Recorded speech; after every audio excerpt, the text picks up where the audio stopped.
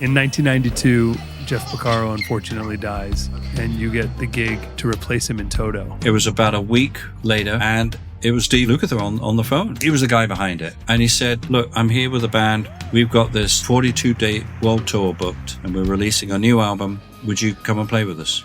And I went, wow. Toto? Me?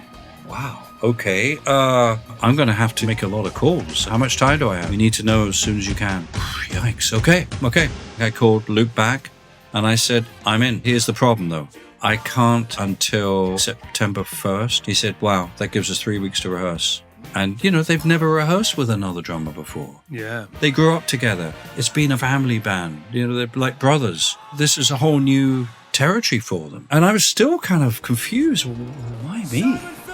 Later on, they said, we didn't want someone to come in and try to copy Jeff. We wanted somebody who was already established as a name and who had a very distinctive style. The manager said, well, who do you want to get? And both Luke and David Page looked at each other and said, Simon. Wow. Before I knew it, I was on a plane and I was sitting in upper class, glass of champagne. I said, just keep it coming. And I started writing all the charts on that whole flight. And then Luke picked me up in his BMW and we went to dinner. And that's where I met the band. And it was awkward. They were lovely. They were very grateful, that this was happening. Next day, turned up and the sound engineer was like, well, what do you need all this for? I said, well, I do my own monitors.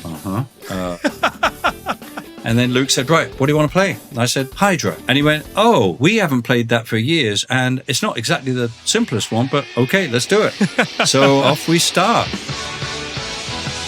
And Luke, he looked at Mike and he looked at Dave and he said, I think this is going to work. I think it was about 2 weeks into the tour. And Mike asked me, he said, how would you feel about joining the band? And I went, is the band going to continue? He said, yeah, I think so. If you're in, I think we'll do it.